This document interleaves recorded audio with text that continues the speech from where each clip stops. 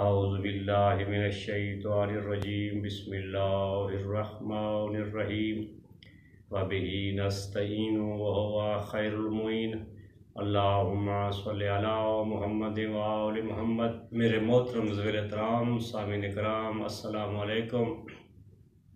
آج کل social media پر ایک نسبی ملا کا ویڈیو کلپ گردش کرتے ہوئے دکھائی دے رہا ہے، جس میں وہ ایک واقعہ بیان کر رہا ہے کہ ایک شخص دمشق میں یزید کے پاس گیا اور وہاں کچھ دن اس نے قیام کیا تو اس نے لوگوں کو آ کر بتایا کہ یزید بڑا پرہیزگار، متقی اور نمازی انسان ہے۔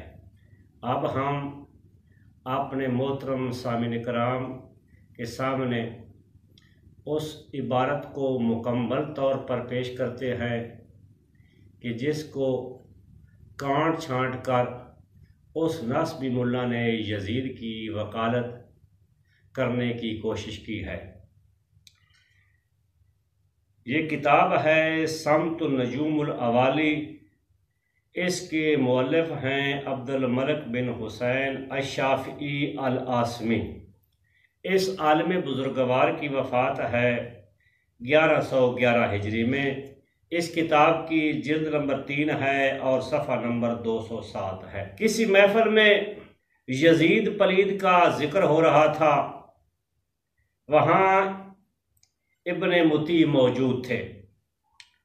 وقال ابن مطیع ان یزید یشرب الخمر ویترک الصلاۃ وَيَتَعَدَّى حُکْمَ الْکِتَابِ، کہ بے شک یزید شرابی انسان تھا، تارک الصلاۃ تھا، احکام الہی کی دھجیاں اڑانے والا انسان تھا۔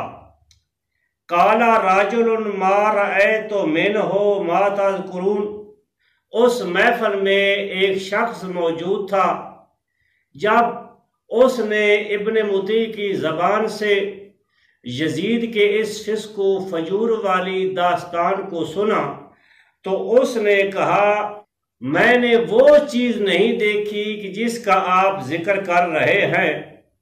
آگے وہ ذکر کرتا ہے، وَقَدْ أَقَمْتُ عِنْدَهُ فَرَأَيْتُهُ مُوَاظِبًا لِلصَّلَاةِ مُتَحَرِّيًا لِلْخَيْرِ يَسْأَلُ عَنِ الْفِقْهِ۔ وہ کہتا ہے کہ میں دمشق میں یزید کے پاس گیا اور وہاں میں نے چند دن اس کے پاس گزارے۔ میں نے اسے نماز کا پابند پایا اور وہ امور خیر بجا لایا کرتا تھا اور شریعت کے احکام یعنی حلال اور حرام کے بارے میں سوال کیا کرتا تھا۔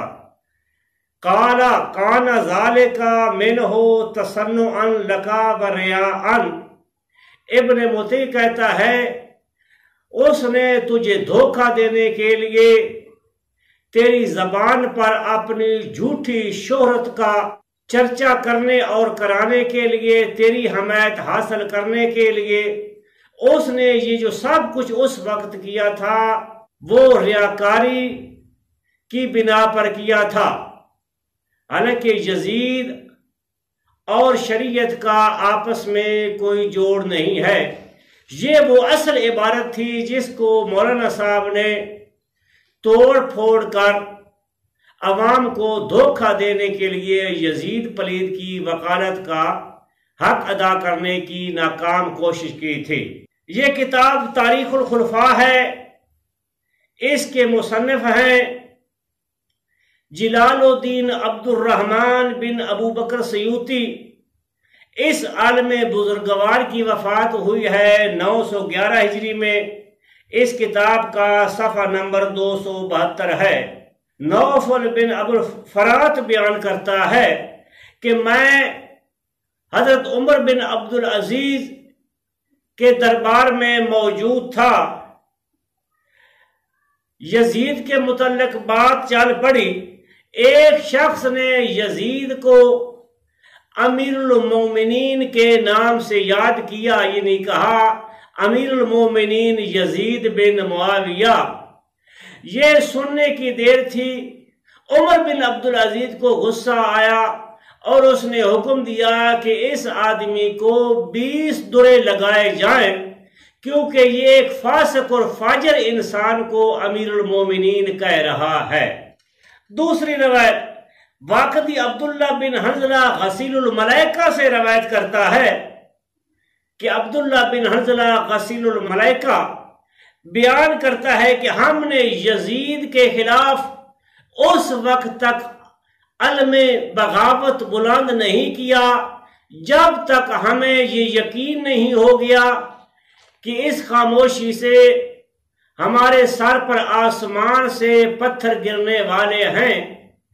آگے لکھتا ہے کہ یزید کے فسق و فجور کا یہ عالم تھا کہ لوگ ماؤں، بہنوں اور بیٹیوں سے نکاح کریں گے، علن اعلان شراب پیئیں گے، نماز کو ترک کر دیں گے۔ مدینہ کی تاراجی کے بعد 64 ہجری میں ربیع الاول کے آخر میں اس یزید ملعون نے دمشق سے اہل مکہ کی سرکوبی کے لیے ایک بہت بڑا لشکر مکہ کی طرف روانہ کیا۔ جب وہ لشکر مکہ میں پہنچا تو عبداللہ بن زبیر نے اس سے لڑائی کی۔ آخرکار عبداللہ بن زبیر اس لشکر کے حملے کی تاب نہ لا سکا اور اپنے آپ کو بیت اللہ کی پناہ میں دے دیا۔ اس یزیدی فوج نے منجنیقوں کے ساتھ بیت اللہ پر پتھر بھی برسائے اور آگ کے گوڑے بھی برسائے۔ آگ کے شراروں کی وجہ سے بیت اللہ کا غلاف بھی جل گیا اور بیت اللہ شریف کی چھت بھی جل گئی، اور اس چھت پر اس دمبے کا پڑا ہوا سینگ بھی جل گیا کہ جو دمبا عرش سے جناب اسماعیل ذبیح اللہ کا فدیہ بن کر اترا تھا۔ آخر دعوانا ان الحمدللہ رب العالمین۔